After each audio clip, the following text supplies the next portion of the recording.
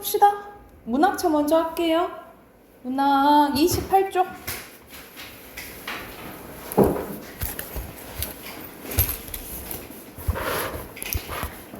자, 우리 앞에서는 시의 3요소가 주제, 심상, 운율이라 했잖아요. 그쵸? 심상이랑 운율을 이제 했고, 시에서 뿐만 아니라 이제 소설 속에서도 나온 이제 표현상의 특징 한번 봐볼게.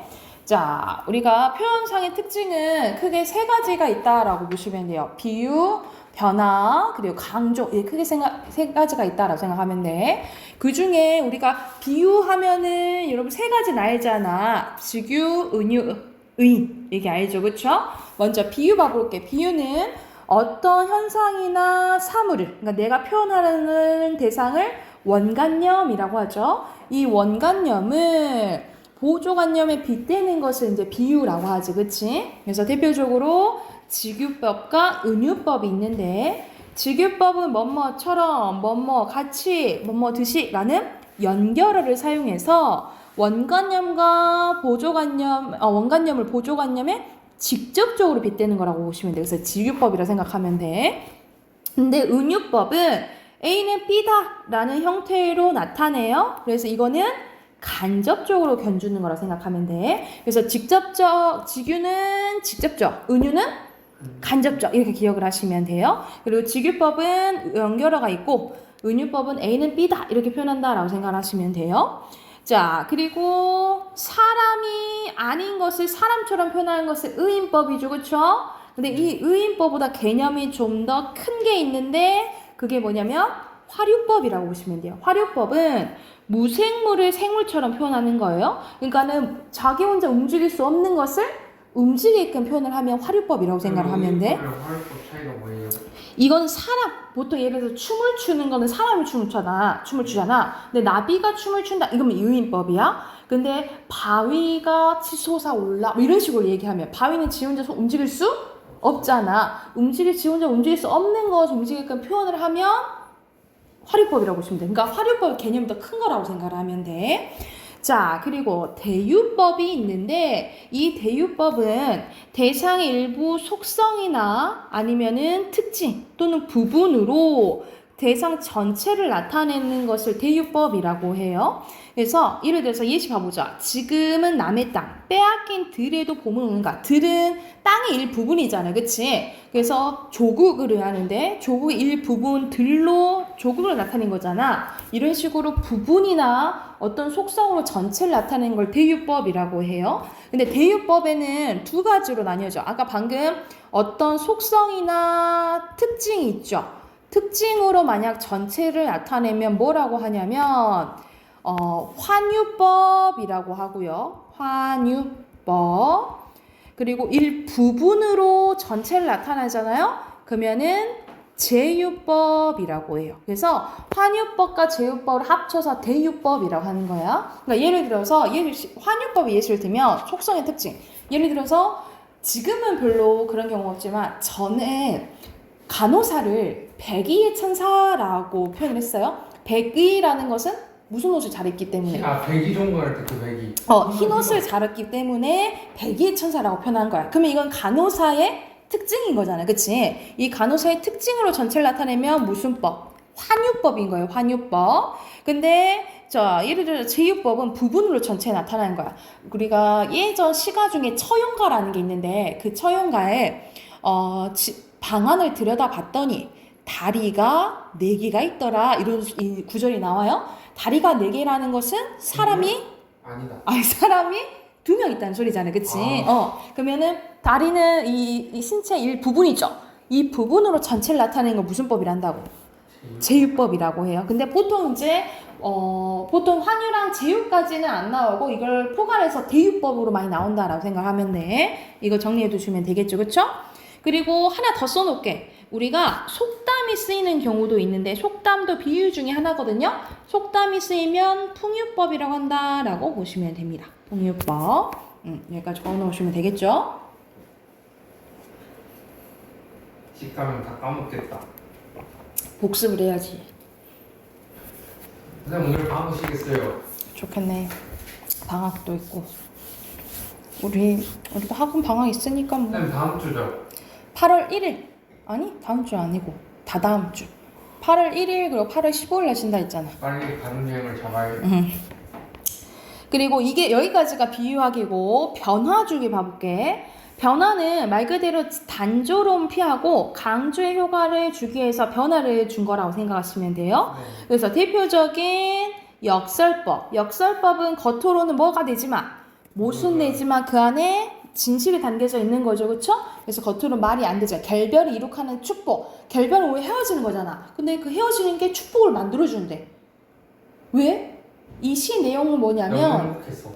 우리가 약간의 헤어져야지 더 아픔 있어야 좀 더 이혼했구나. 성숙해진다라는 의미예요. 그래서 결별이 축복을 만들어준다 이렇게 표현을 한 거야.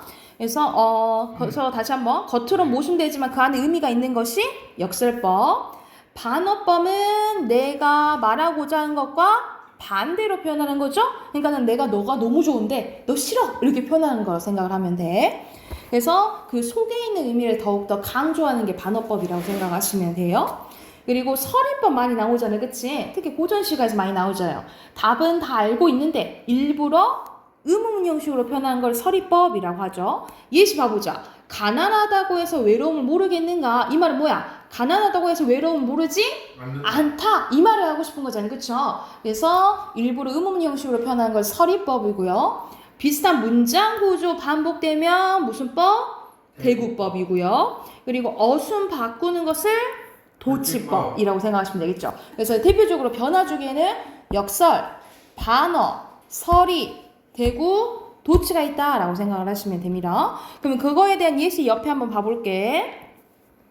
자, 신동엽의 껍데기는 가라앉니다. 신동엽 대표적인 연예인. 그 손신동엽 말고 독재 정권 때에 반하는 시를 많이 쓴 사람이라고 보시면 돼요. 그래서 대표적인 저항시 아니면은 현실 참여시를 되게 많이 쓴 사람이에요. 보시면 돼요. 그러면 껍데기는 가래. 그럼 껍데기는 긍정적인 거, 부정적인 거? 부정적인 거. 그치, 부정적인 거. 껍데기는 가라. 한라에서 백두까지. 한라선 어딨니? 한라산 제주도. 제주도 있지? 아이고. 그리고 백두산 어딨니? 그 중국과 북한. 그렇지. 그러면 한라에서 백두까지는 뭘 의미해요? 한반도 전체. 한반도를 의미하는 거지? 그러면 여기 부분으로 전체, 우리 한반도를 의미하는 거잖아. 그러면은 부분으로 전체 나타내는 거 아까 무슨 법이라 했어? 제유법. 제유법. 크기는 대유법이라고 보시면 되겠죠? 제유법도 맞아요. 자세히 얘기하면. 향그러운 흙가슴만 남고, 우리 민족 정신만 남고, 그 모든 시적, 허용이지, 세부치, 약간 전쟁 같은 거, 이런 것들 다 가라 라고 표현하신 거야. 그러면 껍데기와 대조적인 것은 세부치. 세부치? 아니 대조적인 시어는 우리 민족 정신 흑가슴. 흑가슴이라고 보시면 되고요. 대유가 쓰인 시어는 한라에서 백두까지. 한라와 백두 쓰시면 되겠죠. 자, 그리고 이건 표현 방법을 바로 고르는 거네. 풀은 눕고 드디어 울었대. 울었다고 표현했네. 의인법인 거야. 자, 바다는 지 혼자 달아나려고 했대. 의인법. 이거는 의인법. 바다는 지 혼자가 움직일 수 있다고 보지는 않아요. 화류법이야. 네? 화류법이에요. 어둠은 새를 낳고 돌을 낳고 꽃을 낳는데 어둠 이거는 얘 보이는 그런 지 혼자 할 수 있는 거야? 아니잖아. 이것도 크게 보면 화류법이라고 보시면 돼요. 바다는 그러니까 우리는 염실된다고 보는 거잖아. 그치? 근데 지 혼자 지가 생명체가 있어서 움직이는 게 아닌 거야. 그치? 그래서 크게 화류법이라고 봐야 하셨죠? 그치? 자, 서정주의 견우의 노래 나오네. 우리는 사랑을 위해서는 이별이 있어야 된대. 사랑하는데 왜 헤어져? 그치? 말이 안 되네. 그게 무슨 법이에요? 역설법이지. 그치? 역설. 높았다 낮았다 출렁이는 물살과 물살 몰아갔다 오는 바람만 있어야 된대. 그래서 여기서는 역설법이 사용된 구절 어디 쓰면 되겠어요? 여기 쓰시면 되겠죠. 그치? 여기 쓰시면 돼요. 자, 그리고 동일한 표현 방법이 사용됐다면 O 아니면 X래. 나보기가 여기 대표적인 진달일 거다 해지 여러분?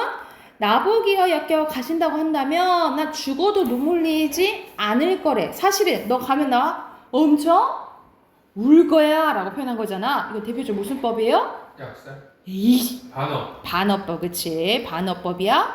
그러면은 반어법이냐 골라라 이 말이야. 님은 갔지만 난 님을 보내지 않았대. 말 돼? 안 돼? 안 돼, 안 돼. 안 되지. 그럼 무슨 법이에요? 약살. 역살, 그치? X야. 오늘도 어제도 아니고 머누엘 그때 내 말이 잊었어 안 잊었어? 아니죠. 안 잊었어. 이게 대표적인 반어. 반어법이죠. 됐나요? 자, 뒤로 넘겨서 자, 앞에서는 비유랑 변화주기였어. 그 다음에 세 번째 강조하기입니다. 강조하기는 독자에게 선명한 인상을 주고 다른 부분과 구별하고자 하는 부분을 강조해서 표현한 거라 생각하시면 돼요. 그래서 우리가 실제적인 것보다 더 크게 아니면 실제적인 것보다 더 작게 표현하는 것은 과장법이고요. 부풀려서 얘기하는 거. 그리고 점점점 크게 얘기하는 것을 점층법이죠. 그러니까 예를 들어서 우리나라, 아시아, 전 세계, 우주 이런 식으로 점점 개념이 커지면 점층법. 그러면 반대로 점점점 작아질 수도 있잖아, 그치? 점점점 작아질 때는 점강법이라고 해요. 점강법. 개념이 커지면 점층법, 작아지면 뭐? 점강법이에요. 점강법. 자, 그리고 견주는 거 비교법, 상반되는 거 대조법. 이거 여러분 헷갈리면 안 되는 게 아까 전에 비슷한 문장 구조 반복되는 게 아까 대구법이었잖아. 대구법은 변화주기에 속해요. 근데 그냥 반복되는 거 있지. 반복되는 것은 어디에 속해? 강조하기에 속한다라고 생각하면 돼. 그 대구법은 문장 전체죠. 구조가 반복되는 거야. 뭐뭐 하고 뭐 했지 뭐 이런 것으로 전체적인 문장 구조가 반복되면 대구법인 거야. 반복법 아니 다른 거죠. 그냥 이거는 그냥 똑같은 말이 반복되는 거. 아니면 문장 구조가 반복되는 거. 자, 그래서 그냥 반복법은 강조하기라고. 근데 대구법은 구조. 변화주기라고 해요. 변화주기. 그리고 어떤 개념이 나열되면 뭐뭐 여기서는 추억과 사랑과 쓸쓸함과 뭔가 나열되면 열거법이고요. 그리고 아니면은 감탄사가 나오면 영탄법이라고 보시면 돼요. 아니 뭐뭐 하는구나 이런 것들 있지. 그런 거면 영탄법이라고 합니다. 영탄법은 보통 고전 시가에서 많이 나와요. 현대 시보다는 고전 시가에서 많이 나온다고 생각하시면 돼요. 그 말 그대로 이런 게 나오는 거야. 아니면 뭐뭐 하는구나. 이런 식으로 영탄법으로 생각하면 돼. 그래서 강조하기에는 과장, 점층, 비교, 대조, 반복, 열거, 영탄법이 있다라고 생각하시면 되고. 그리고 우리가 했던 거 아니에요? 비유랑 비유랑 비슷한 게 상징이에요. 근데 비슷하지만 달라요. 자, 둘 다 공통점 뭐냐면 빗대는 거라고 생각하면 돼. 빗대긴 빗대는데 아까 전에 비유는 원관념을 보조관념에 빗대는 거라 했잖아요. 그치? 그런데 상징은 자, 원관념은 나타나지 않고 뭐만 나타나? 보조관념만 나타나. 그래서 보조관념만 나타나서 이게 무슨 뜻일까? 라고 시를 읽으면서 우리가 추론할 줄 알아야 되는 거야. 그래서 보통 어떻게 말하냐면 우리가 평화 있죠. 비둘기. 내가 평화를 얘기하고 싶어. 근데 이 평화를 뭐라고 나타낸 거야? 비둘기만 보고 우리가 평화를 얘기를 하는구나 라고 추론할 줄 알아야 된다고. 그래서 상징은 같은 말로 뭐라고 하냐면 추상적인 관념을 구체적으로 표현한 거예요. 그러니까 우리가 평화 눈에 보여요? 눈에 보이지 않잖아. 근데 눈에 보이는 비둘기로 표현하는 것을 상징이라고 보시면 돼요. 그래서 자, 비유는 원관념과 보조관념이 다 나타나요. 근데 상징은 뭐가 다 나타나지 않고 원관념이 나타나지 않고 보조관념만 더 나타난다라고 생각하면 돼. 그렇지. 그래서 비유는 원관념과 보조관념 1대1 대응이에요. 근데 상징은 다양하게 해석될 수 있어. 그래서 상징은 원관념과 보조관념이 1대 다다라고 생각하시면 돼요. 왜냐면 이 원관념을 다양하게 해석할 수 있어서 그래. 자, 그러면 상징에도 종류가 있어요. 자, 개인적 상징, 관습적 상징, 원형적 상징. 그래서 선생님이 저번 시간에 원형적 이미지 하면서 알려줬잖아요. 그치? 자, 내가 부여하면 개인적 상징이에요. 그래서 이거는 같은 말로 뭐라고도 하냐면 문학적 상징 이렇게 얘기하기도 해요. 내가 우리가 만약 우리 다 시를 쓸 수 있잖아. 내가 부여하면 그거는 개인적 상징이 되는 거야. 근데 많이 사람들이 사용돼 왔어. 우리가 비둘기 하면 평화가 떠오르는 것처럼 많이 보편화가 됐어. 그럼 관습적 상징. 근데 이 더 커져서 인간이라면 알 수 있는 것은 원형적 상징이라고 보시면 되겠죠. 이런 식으로 상징에는 세 가지가 있는 걸 뭐? 개인적, 관습적, 원형적. 이렇게 세 가지가 있다라고 보시면 되고. 자, 옆에 또 예시 한번 봐보자. 자, 함영수의 해바라기 비명이라는 시네요. 나의 무덤 앞에는 그 차가운 빗돌을 세우지 말래. 그 빗돌이라는 것은 비석 있죠? 비석 세우지 말라라고 표현을 했네. 나의 무덤 주변에는 그 노란 시적 허용이네요. 해바라기를 심어달라. 빗돌 세우지 말고 오히려 해바라기를 심어달라. 그리고 왜냐면 빗돌은 그런 거 차가운 거는 죽어 있는 거잖아. 오히려 생명력을 심어달라라고 얘기를 한 거야. 그래서 여기서는 차가운 빗돌과 해바라기가 대조되죠? 그러면 생명력에 대한 의지 강조하는 거 맞겠죠, 그렇지? 이렇게 해석하는 거야. 그리고 조지훈의 승모예요. 소매는 길어서 하늘은 넓고 돌아설 때 날아가며 사뿐히 접어올린 외시버선이여 하고 감탄했네. 영탄법이지, 그치? 그리고 264의 광야입니다. 지금은 눈 내린대. 상황이 좋아, 안 좋아? 안 좋지만 매화향기. 매화는 우리가 보통 봄에 피는 꽃? 아닌가? 맞아, 맞는데 보통 양반들 예적부터 우리 선비들이 그래? 좋아하는 거예요. 그래서 여기서는 우리가 거의 민족 정신 이렇게 해석된다라고 보시면 돼요. 홀로 아득하니 내 여기 가난한 노래 시를 뿌려라. 이 말은 뭔 말이냐면 우리가 씨 뿌린 것은 최초에 시작되는 걸 의미하는 거잖아요. 그치? 그래서 내가 먼저 씨 뿌리겠다. 나머지 따라와. 내가 먼저 나서서 해놓을게. 이런 뜻이라고 생각을 하면 돼. 그래서 내가 나서서 가는 것을 우리가 선구자라고 하잖아. 여기서는 선구자적 태도가 드러나 있다라고 보시면 돼요. 자, 그러면 일반적으로 눈은 깨끗한 이미지잖아. 그치? 근데 여기서는 부정적인 것을 의미한다고. 그리고 지조와 절개, 우리 양반들이 좋아했던 건 뭐라고? 매화라고요. 그래서 매화향기라고 생각하시면 되겠죠. 됐을까요? 자, 그러면 해당하는 또 시 분석하고 해당하는 문제 풀어볼게. 자, 여기서는 백석의 선우사라는 시가 이제 나와 있고요. 그리고 정일근의 어머니의 그릇이 나와 있어. 한번 봐볼게요. 자, 낡은 나조반에 흰밥도 가재미도 나도 시적화자 직접적으로 나타나 있네, 그지? 나와 앉아서 쓸쓸한 저녁을 맞는데요. 그러니까는 전체적으로 쓸쓸한 분위기인 거지, 그치? 자, 근데 흰밥도 가재미도 나도 나와서 앉아서 쓸쓸한 저녁을 맞는데, 그러면 흰밥이랑 가재미를 어떻게 표현한 거야, 전체적으로?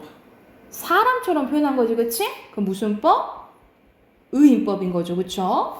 흰밥과 가재미 하나는 우리들은 그 무슨 이야기라도 할 것 같대. 그러니까는 우리는 통하는 게 있다라고 본 거야. 그래서 흰밥과 가재미는 어떤 의미를 갖냐면 나와 친근감이 있는, 친근감을 느끼는, 뭔가 통하는 대상이라고 보시면 돼요. 그래서 우리는 서로 믿었고 정답고 그리고 서로 좋다라는 거지. 좋구나. 감탄 영험이 나왔지, 그치? 그럼 이건 무슨 법인 거야? 뭐 하는구나? 영탄법. 그렇지. 영탄법인 거야. 여기 영탄법. 그래서 여기서는 내가 통하는 게 있어. 흰밥이랑 가재미랑 나는 뭘 느끼냐면 약간의 동질감을 느낀다라고 생각하시면 돼요. 우리는 맑은 물빛 해정한 깨끗한 모래톱에 하고 긴 날을 모래알마 헤이며 잔뼈가 굵은 탓이래. 여기서 여러분 잔뼈가 굵다 이런 말 들어봤어? 오래 살았다? 약간 그런 느낌인데 나 잔뼈가 여기서 굵지? 하면서 오래 이제 일을 해가지고 이거에 대해서 익숙하다. 약간 짬밥이 있다 이런 뜻이잖아. 그런 뜻이라고 생각을 하면 돼. 나는 익숙하다 이런 뜻이라고 생각하시면 돼요. 바람 좋은 한벌판에 물닭이 소리를 들으며 다닛을 먹고 나이가 들은 탓이다. 이렇게 세월이 흘렀어. 그리고 외따른 산골에서 소리개 소리 배우며 다람쥐 동무를 하고 자라난 탓이다 라는 거죠. 약간의 비슷한 문장 구조 반복되지, 그치? 뭐뭐 탓이다. 근데 우리는 우리는 욕심이 있어 없어? 없어서 하얘졌대. 그래서 여기서는 시각적 심상 나오네. 착하디 착해서 쇠가드는 기센, 억센 이렇게 생각하면 돼. 가시 하나 소나기 하나 없다. 그리고 너무 정갈해서 이렇게 파리해졌다라는 거야. 그래서 우리는 가난해도 서러워 안 서러워? 서럽지 않아. 우리는 착하니까 욕심 안 부리니까 우리는 외로워할 까닭도 없고 누구 하나 부러워 안 부러워? 부럽지도 않다라는 거죠. 여기서는 비슷한 문장 구조 반복되지 그치? 그러면 대구법이고 여기서는 지금 삶에 대한 만족감이 드러나 있다라고 보시면 돼요. 그래서 흰밥과 가재미와 나는 우리들이 같이 있으면 세상 같은 거 밖에 놔도 좋을 것 같다라는 거야. 그러면 이런 세상에 있어도 돼? 안 있어도 돼? 나는 세상과 좀 떨어져도 된다라고 보는 거예요. 그래서 세상과 약간의 거리를 두고자 한다라고 보시면 돼요. 그래서 여기서 주제는 사실 흰밥과 가재미가 약간 흰밥은 그래도 밥이고 약간 우리가 농사에서 얻을 수 있는 거고 가재미는 물에서 얻을 수 있는 생물이잖아, 그치? 그래서 여기서 세상을 거리를 두고자 하는 것은 고로 어디서? 자연과 동화된 삶에 대한 소망이 드러난 시라고 보시면 돼요. 주제는 자연과 동화된 삶에 대한 소망을 지녔다라고 써놓으시면 되겠죠? 백석이 뭐 하는 사람이에요? 백석이요? 옛날 사람이 많이 봤습니다. 옛날 사람이 일제 때 시대 사람이에요. 다 시인을 읽게 하는 기술적인 것 같아요. 보통 이제 그렇지. 그리고 김일근은 이게 거의 현대시요. 김일근의 어머니 그릇인데 어머니는 그릇 우리가 보통 그릇이잖아, 그렇지? 그릇인데 어머니는 그릇이라 쓰고 읽으신다. 그릇이 아니라 그릇이 바른 말이지만 어머니에게 그릇은 그릇이라는 거야. 물을 담아오신 어머니의 그릇을 앞에 두고 그릇그릇 중얼거려 보면 그릇에 담긴 물이 편안한 수평을 찾고 그리고 어머니의 그릇에 담겨졌던 모든 것들이 사람의 체온처럼 직유법 나왔네. 따뜻했다라는 것을 깨닫는데 그러니까는 그릇은 이미지는 어때? 되게 평평하고 그리고 따뜻한 이미지를 가지고 있는 거야. 어머니가 부르는 그릇은 나는 얘도 시적화자 직접적으로 나타나 있네요.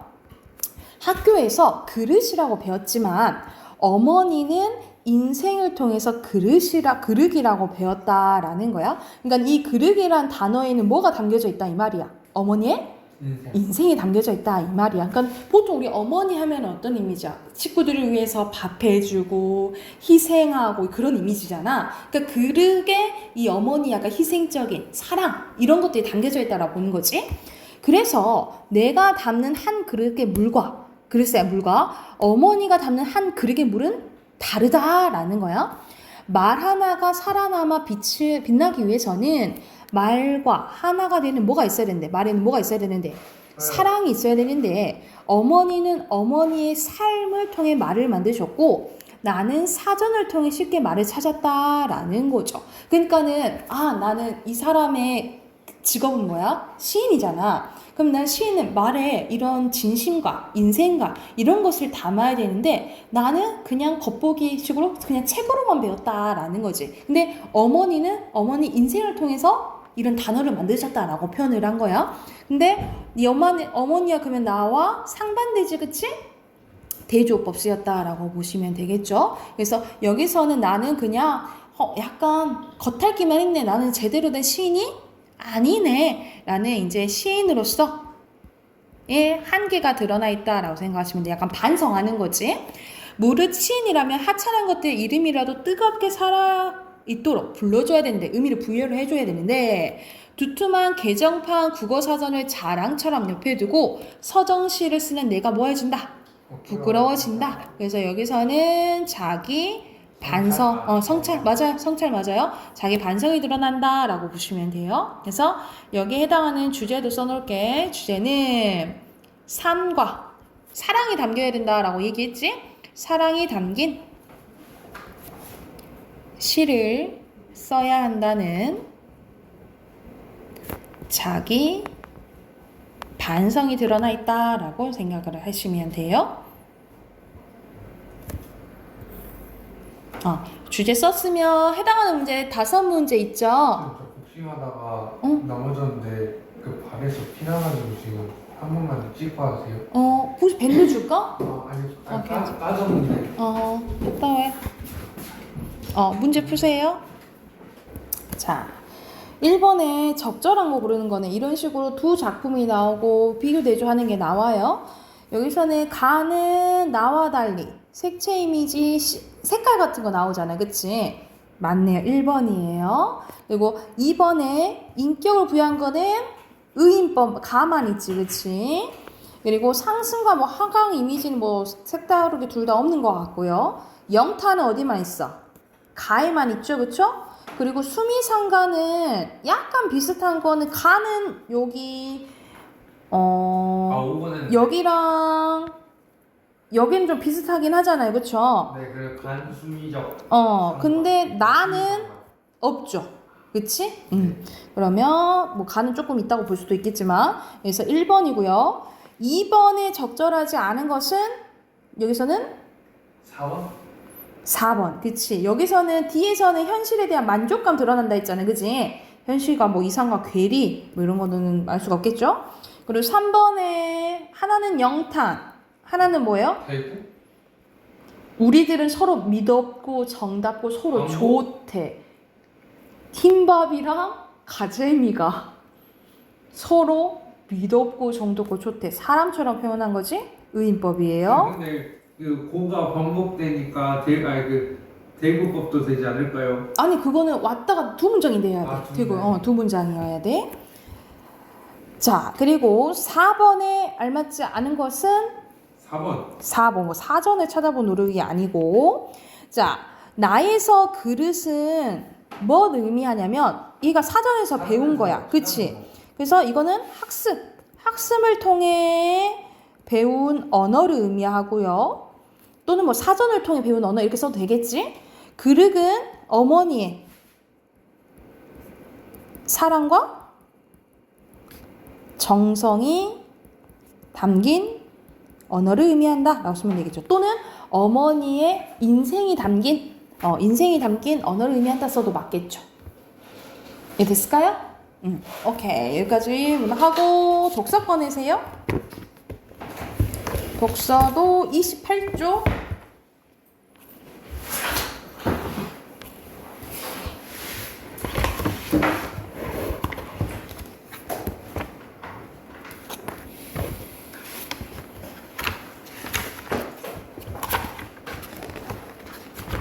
자, 28조 보면은 비교와 대조, 분류 부분이 내용이 이제 어떻게 전개받는지, 특히 비교는 뭐에 대해서 나오는 거야? 두 대상의 공통점에 대해서 나온 거잖아요. 그치? 그리고 차이점은 대조를 의미하겠죠. 그쵸? 그래서 비교와 대조의 대상이 대등한 이상의 대상을 찾아 동그라미 표시하고 그 특징의 밑줄을 긋는 게 파악하기 좋다라고 보시면 되죠. 그리고 차이점에 대해서 하나를 동그라미 쳤으면 차이가 나는 것을 세모 표시하는 게 좋겠지. 그치?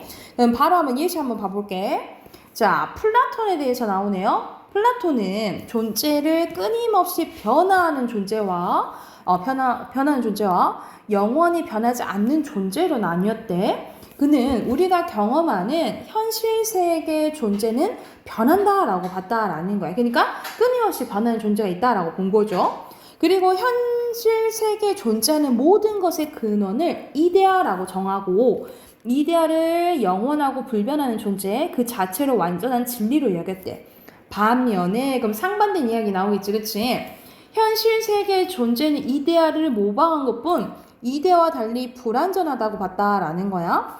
또한 감각을 통해 인식할 수 있는 현실 세계 존재와 달리 이데아는 오직 이성, 우리가 여기서 이성을 생각하는 거잖아. 그치? 그 이성에 의해서만 인식될 수 있다라는 이성 중심의 사유를 전개했대. 이런 식으로 플라톤의 철학적인 견해는 이 시대의 서양 이후의 주류가 됐다라는 거예요.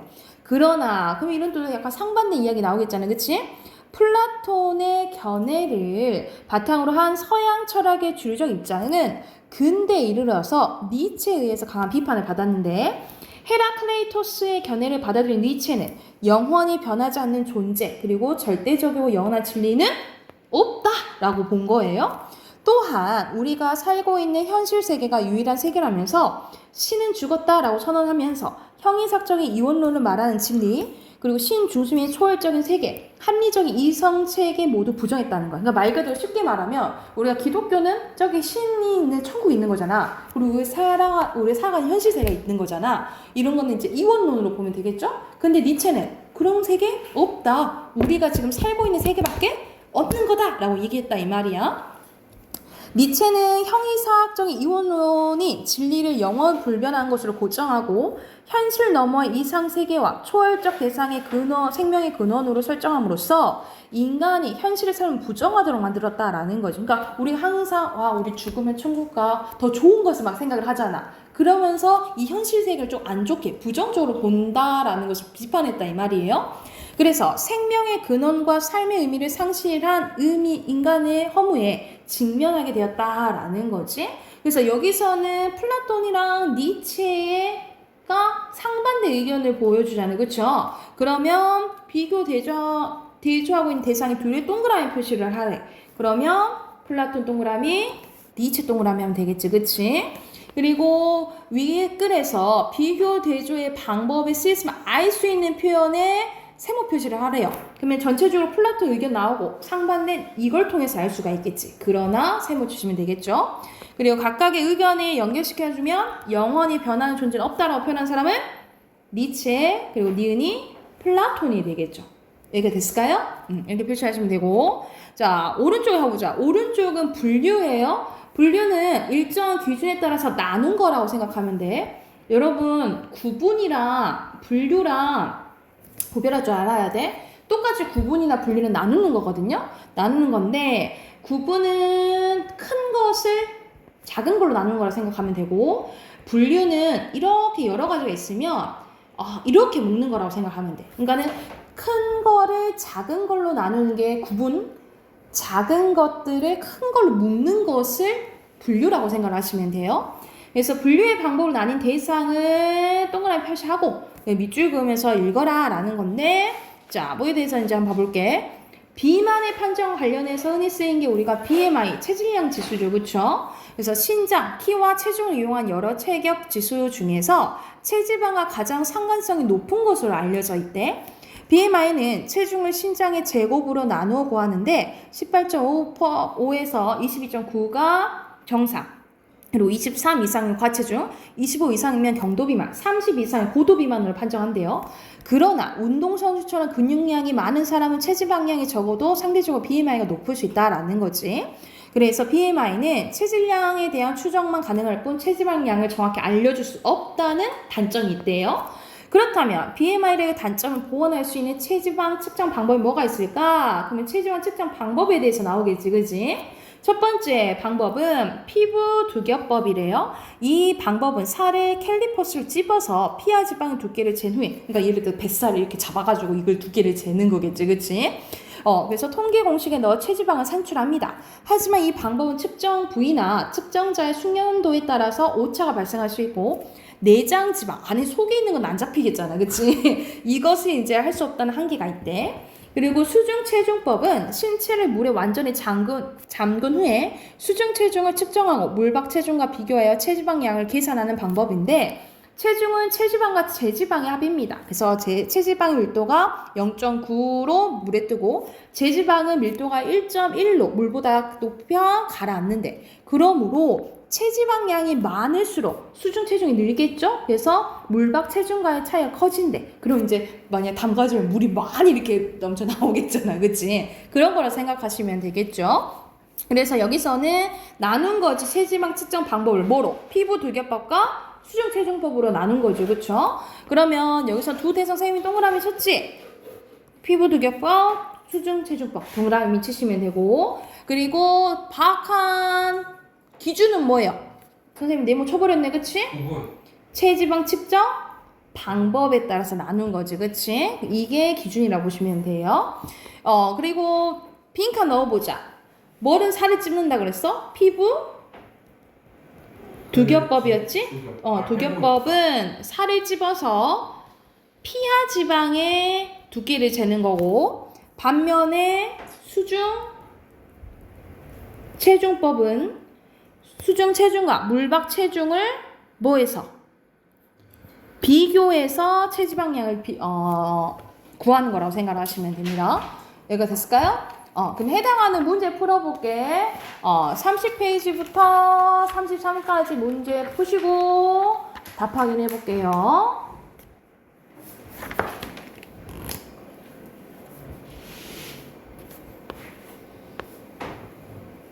답 확인해 봅시다. 자, 여기서는 상반된 내용이 나오는 표지는 3문단의 반면에 여기 표시하시면 되고요. 그리고 2번의 비교 대상은 여기서는 통화주의와 케인즈주의죠? 그 중화문행과 정부는 안 되나요? 네, 아니 통화주의잖아요. 아니 근데 큰 개념이 정부잖아요. 정부랑 아닌데? 정부랑 중화문행에서 나눠진 거잖아요. 아니요, 통화주의와 케인즈주의예요. 그리고 이거에 대한 정책이 통화정책이랑 재정정책 나오는 거지. 통화주의랑 케인즈. 그리고 정리된 게 3번 문제죠. 그래서 통화주의 1번에 들어가 빈칸은 개입. 시장 개입. 시장 개입. 시장 들어가야지. 시장에 개입해야 되는 거니까 정부가. 그리고 2번 빈칸은 통화정책. 적극적. 3번에 통화정책. 화폐. 4번에 투자예요. 5번에 재정정책. 그리고 6번에 잡기. 화폐 수요입니다. 이건 투자 화폐 수요. 됐나요? 네. 넘어가 되겠어요? 자, 오른쪽에는 4번에 여기서는 중심 화제는 뭐에 대해서 나와요? 대칭 기반. 암호통신. 그렇지, 암호통신. 그리고 어떤 1문단에서 나누는 기준이 나와 있죠. 이러한 암호통신은 암호화나 코어에 필요한 키를 관리하는 방식, 그치? 이게 기준이고요. 그리고 X 표시하시면 되겠죠? 이건 간단했지, 그지? 자, 넘기면 앞에서 나왔던 플라톤이랑 니체에 대한 설명 나오잖아요, 그쵸? 여기서는 우리 아까 전에 봤던 부분이 여기까지고, 그치? 여기서부터 다시 같이 한번 봐볼게. 니체는 허무에서 벗어나기 위해서 생명의 본질을 회복해야 된다고 봤는데, 그래서 그는 인간이 자신의 삶을 지탱할 수 있게 하는 힘의 의지를 보았대요. 그래서 니체가 말하는 힘의 의지는 주변이나 사물을 자기 마음대로 지배하고 억압하는 의지가 아니라 자기 스스로 하려는 의지가 중요하다라고 본 거야.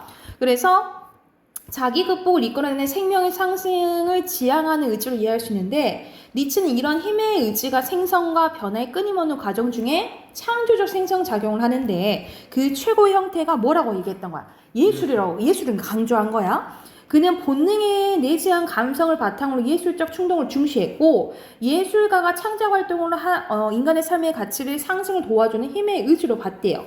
그는 예술을 통해 생명력을 회복하고 허물을 극복할 수 있다고 강조했다라는 거죠. 그래서 이 니체의 철학이 20세기 초 예술가한테 영향을 많이 줬는데, 특히 회화에서 독일의 표현주의가 이걸 받아들였다라는 거지. 그래서 표현주의는 정통적인 사실주의랑 상반되는 거예요. 그래서 사실주의는 참모습을 모방하고 그대로 보여주는 건데, 표현주의 화가들은 그게 아니라 모방해요, 안 해요? 안 하고 대상의 재현이 아니라 인간의 감정과 충동을 표현을 했대요. 그래서 대표적으로 어떻게 표현했어? 대상과 비례와 고유한 형태를 왜곡하고, 색채도 더 강하게 과장하고, 원색을 대담하게 사용하고, 그리고 원근법에 얽매이지 않는 화면 구성 보이고, 이렇게 표현했다라는 거지, 그치? 그러면 그거에 대한 이제 문제 봐볼게. 1번에 윗글에 대한 설명을 적절한 것은, 여기서는 5번. 처음에는 주류 나오고, 그 다음 니체 나오잖아요. 5번이고요. 그 다음에 2번의 기억은 존재에 대한 설명이잖아. 적절한 것은 1번. 오케이, 1번이에요. 그리고 표현주의 화가에 대한 설명을 적절하지 않은 거. 2번. 사실주의가 모방한다 그랬지, 그치? 2번이고요. 그러면 여기서는 표현주의에 대한 예 나오잖아, 그치? 네. 여기서 가장 적절한 것은 뭘까? 3번. 3번이에요? 3번은 아니 이거 모방한 거구나. 재현한 거 아니잖아. 그치? 재현이라는 단어가 다르잖아? 자, 일단 2번 째끼고. 그쵸? 현실 너무 없다 있다 했으니까. 그치? 4번이 되겠지, 그치? 왜냐면 충동, 원색 사용됐다 했잖아. 충동이나 감정 이런 거 중시한다 했죠, 그죠? 그게 좋게 생각한 게 4번이라고 보시면 됩니다. 이름 빛나요? 오케이, 그러면 우리 문법으로 넘어갑시다.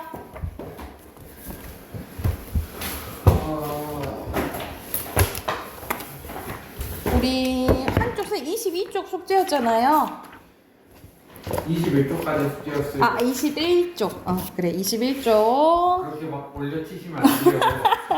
21쪽 다 확인해 시키고 볼게. 했어요. 자, 바로 의문 변동은 한 의문이 특정한 환경에 놓이거나 다른 의문과 붙을 때, 인접할 때 발음이 달라지는 현상이죠. 그래, 발음. 빛, 디귿. 선생님 그대로 쓰면 되죠. 종이컵, 밑. 이렇게 보면 되겠지. 그리고 자음 동화란 자음과 자음 사이에 일어나는 거 오. 맞죠? 그리고 X. 한 자음만 변해요? 두 개가 서로 변할 때도 있다 했잖아. 그게 무슨 동화라 했죠? 두 개 다 바뀌면? 달림할 때 그거 바뀌는 건데 무슨 두 개 다 바뀌면. 비음악 아니고 두 개 다 바뀌면. 상호동화. 그렇지. 상호동화 X. 그리고 짚는다 비음화 일어나죠? 이것도 비음화. 받는다 이것도 비음화. 반물 이렇게 발음 나죠? 그리고 이건 유음화. 짚는다 할 때 미음이죠. 미음이요. 예, 미음이요. 선능 아니다. 선능이 아니고 유음하니까 설능 설릉이요? 헐. 설능 헐 대박. 달린 달림. 앓는 이렇게 되죠. 그쵸? 나 이것도 가로 부르면 모자란구나. 그리고 여기서는 5번 5번이 답이에요. 아니에요? 가느 거구나. 가느다란 물방울 들렸다. 시옷 대신에 디귿 들어가야 아니 디귿 들어가야겠죠? 가느다란 물방울 여기서 야 이거 구별해봐. 기억에는 뭐가 들어가겠니? 기억이 뭘까요? 자 음절의 끝에 자음이 바뀌는 거와 그렇지 않은 거 구별하래. 그러면 부엌할 때 그거 없애야 돼요. 그러면 봐봐. 부엌 맞죠? 네. 그 가는 바뀌지 않는 경우. 바뀌지 않는 경우잖아. 네.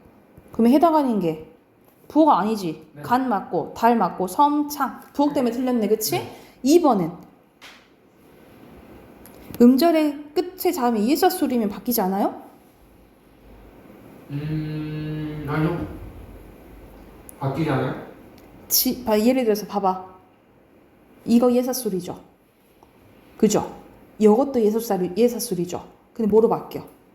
디귿. 디귿으로 바뀌잖아. 그러니까 틀렸죠. 그치? 그리고 음운 변동이 일어나면 이것 중에 하나로 바뀌어요? 그드부. 아니 어머니. 아니잖아. 아니, 아무튼 이것 중에 틀렸어요. 하나로 네, 바뀌겠잖아. 아무튼 그치? 다 4번이네요. 왜? 리을은 봐봐. 음운 변동이 박, 밑, 뭐 일어나요? 어떤 현상이 일어나? 가느다란 물방울로 바뀌는 음운동화. 음운변동. 아무튼 바뀌어요. 뭐야 그게 현상? 뭐였지? 가느다란 물방울 이것 중 하나로 바뀌는 거 뭐야? 음절의 끝소리. 그치 음절의 끝소리겠지. 정되잖아. 그러니까 4번이죠. 자 발음 부억 기억. 간 그대로. 옷 디귿. 빛 디귿. 달 그대로. 섬 그대로. 앞 비읍. 그대로. 창. 그래서 앞절음이 바뀌지 않는 것은 간, 달, 섬, 창. 바뀌는 거 뭐예요? 부어, 옷, 빛, 앞. 이거 쓰면 되겠죠?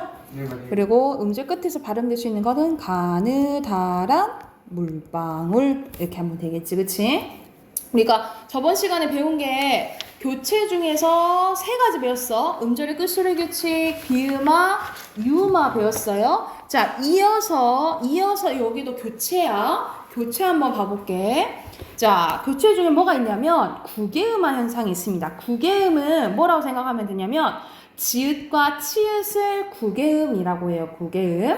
자, 이거는 조건이 뭐냐면 디귿, 티읕이 이를 만나면 디귿은 지읒으로 발음되고 티읕은 치읓으로 발음되는 것을 구개음화라고 해요. 그래서 대표적으로 우리가 이거 구디라고 발음 안 하고 어떻게 돼? 구지. 같이라고 안 하고 같이. 그리고 다티다 그리고 다치다. 이거는 먼저 축약이 되고 그 다음에 구개음화가 된다라고 생각을 하시면 돼요. 축약 현상 일어나고 그 다음에 지읒법에 히읗이 합쳐지면 지읒이에요?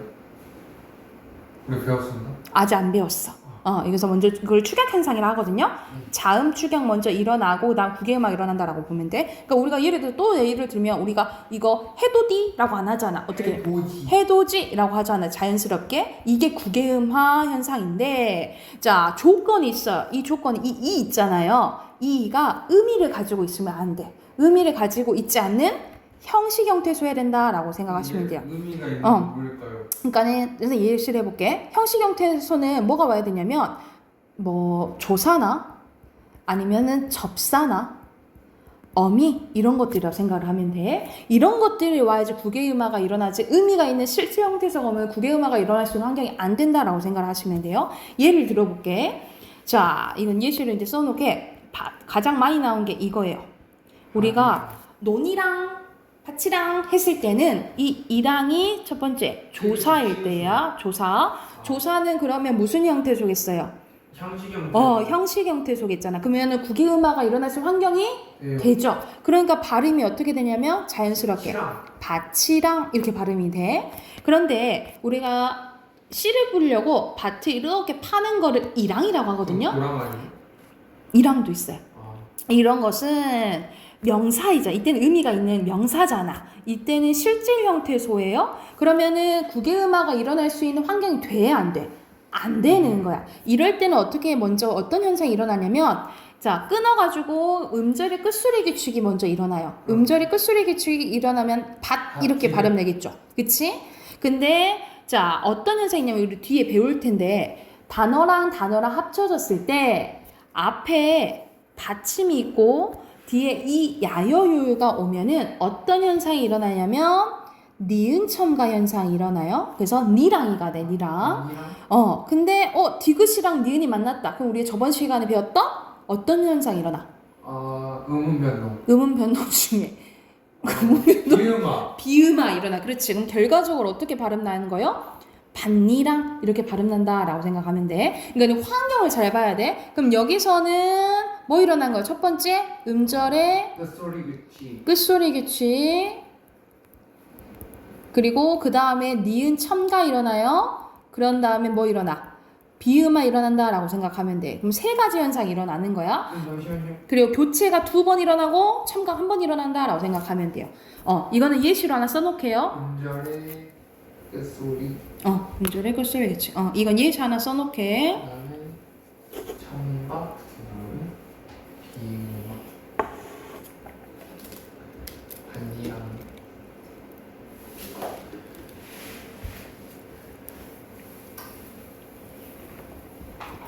이해됐을까요? 그래서 이 만나는 이가 의미가 있어야 된다, 없어야 된다. 구개음화가 일어나려면 의미가 없어요. 의미가 없어야 된다라고 생각을 하시면 돼요.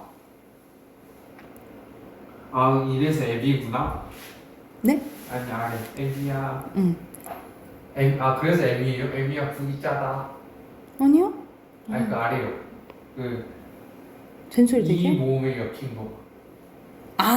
맞아요.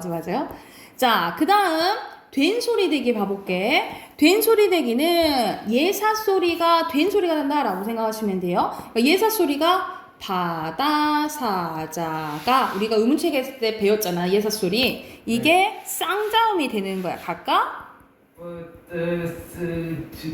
이렇게 되는 현상이라고 생각하시면 돼요. 근데 이거는 네 가지 조건이 있어요. 이건 조금 외우셔야 돼요. 자, 첫 번째, 파열음 뒤에 기역, 디귿, 비읍 뒤에 바다사자가 이게 된소리가 난다라는 거예요. 대표적으로 국밥 보면은 기역 뒤에 비읍이 왔죠, 그쵸? 이런 식으로 기역, 디귿, 비읍 뒤에 바다사자가 이게 된소리가 난다라고 생각하면 돼. 그러니까는 예를 들어서 여러분 대표적으로 우리가 김밥 있잖아요. 김밥은 미음 뒤에 비읍이 오잖아. 그러면 이건 된소리가 될 수 있는 환경이 돼, 안 돼? 없어. 안 되는 거야. 그러니까 원래는 김밥이라고 해야 되는데 김밥 그냥 된소리 나는 대로 하죠. 그러니까 우리가 된소리 나는 것을 이제 좀 좋아하는 거지. 강하게 말하는 것을. 김밥. 근데 이거는 된소리를 설명할 수 있는 환경은 안 된다라고 생각하면 돼요. 그리고 두 번째는 어감 받침 미음 뒤에 가다사자 이게 된소리가 난다라고 생각하면 돼. 그러면 어감 받침이라는 것을 우리 어간은 뭐라 배웠지? 어간은 뭐죠? 어간? 뭘로? 어간은 활용할 때 문장에서 바뀔 때 예를 들어서 봐봐. 먹다. 먹니? 먹구나. 맞아. 그 먹지. 어미 어간. 그치. 안 바뀌는 것을 어간, 바뀌는 부분을 어미라고 했어요. 그러면 어간 받침이라는 것은 환경이 뭐여야 되냐면 용언이어야 되는 소리야. 용언은 뭐가 있니? 명사. 형용사. 형용사랑 부사.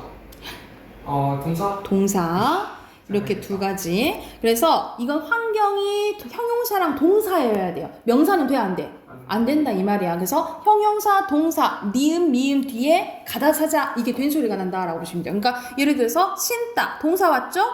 니은 뒤에 기역이 왔으니까 신고 이렇게 된소리가 난다 이 말이야. 여기서 명사 돼, 안 돼? 안 되는 거야. 그리고 세 번째 한자어 리을 뒤에 디귿, 시옷, 지읒이 된소리가 나. 이거는 예시로 외우세요.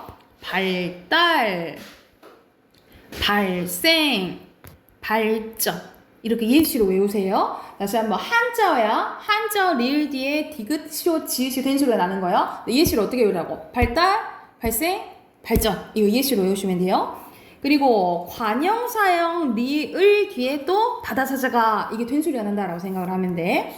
우리가 관형사형 어미는 뒤에 명사를 꾸며주는 역할을 하는 거라잖아. 그치? 리을. 이거 뒤에 바다사자가 이 된소리가 난다라고 생각하시면 돼. 그래서 우리가 할 것을 이라고 안 하잖아. 할 것을 또는 우리가 이거 할 수 있다 라고 해요. 할 수 있다 이렇게 하잖아. 뒤에 이게 꾸며주는 말 관형사형 어미 뒤에 바다사자가 이게 오면 된소리가 난다라고 생각하시면 돼요. 이거는 환경 크게 네 가지가 있는 거야. 이거는 우리 고등 1학년 때 가면 가장 중점적으로 나오는 문법이 뭐냐면 이 의문의 변동이랑 한글 맞춤법이거든요. 그래서 여기가 가장 잘 나오는 부분이라 생각을 하면 돼. 자, 첫 번째 뭐라고? 파열은 기역, 디귿, 비읍 뒤에 바다사자가, 그리고 어감 받침 미음 뒤에 가다사자, 그리고 한자어 리을 뒤에 디귿, 시옷, 지읒이 된소리, 그리고 관형사형 어미 미을 뒤에 바다사자가 이게 된소리가 난다고 생각하시면 돼요. 이게 됐을까요? 네. 자, 그리고 이모음 역행동화가 있어. 이모음 역행동화는 표준어로 인정하지는 않거든요. 이게 무슨 현상이냐면 우리 모음책에 배웠잖아. 단모음 이, 에, 위, 왜, 를 주게 되었어. 우, 오. 선생님 그건 선생님이 안 해요. 그래서 여기서는 봐봐. 이렇게 나눈 게 전설, 후설이잖아요. 근데 우리가 아기를 예로 들어볼게. 아기는 아가 무슨 모음이에요? 후설 모음이죠. 그쵸? 근데 우리는 어떻게 얘기하는 경우가 많냐면 우리 애기야 라고 하는 경우가 있잖아요. 그치? 그러니까 후설 모음을 전설 모음으로 만드는 형태가 있어요. 그래서 이 모음 역행동화를 같은 말로 뭐라고 하기도 하냐면 전설 모음화 이렇게 부르기도 해요. 그래서 아기야 그리고 어미야 라고 안 하고 뭐라고 해? 애미야 이렇게 얘기를 한다라는 거지. 그치? 그래서 후설 모음을 전설 모음으로 얘기하는 것을 뭐라 한다고? 이 모음 역행동화 전설 모음화라고 하는데 이거는 기본적으로 표준어로 인정해야 안 해요? 인정하지 않는다라고 보시면 돼요. 근데 얘가 있어. 인정한 거는 서울내기, 시골내기, 풋내기, 냄비, 담쟁이, 소금쟁이. 그래서 남기구나. 냄비예요. 이제 냄비. 원래 남비인데 냄비. 냄비인 거지. 냄비가 표준어야 이제. 그래서 이게 대표적인 예다라고 생각을 하면 돼. 풋내기는 풋남비예요? 원래는 낙이에요. 원래 낙인데 이렇게 쓴다라고 생각하면 돼. 여기까지가 교체예요. 자, 교체는 크게 지금 5가지 배운 거야. 5가지. 자, 첫 번째 음절의 끝소리 규칙, 비음아, 유음아, 그리고 국외음아, 된소리 되기. 이몸역 행동은 잘 안 나와요. 그냥 어떤 이런 현상이 있다라고만 나오고 잘 안 오고. 그러니까 5가지 생각하면 돼. 5가지 뭐라고? 음절의 끝소리 규칙, 교체 5가지야. 음절의 끝소리 규칙, 비음아, 유음아, 국외음아, 된소리 되기. 여기가 됐을까요? 그럼 바로 옆에 23쪽 문제 풀고 바로 답 확인해 볼게. 옆에 바로 풀어보세요. 스승님. 네.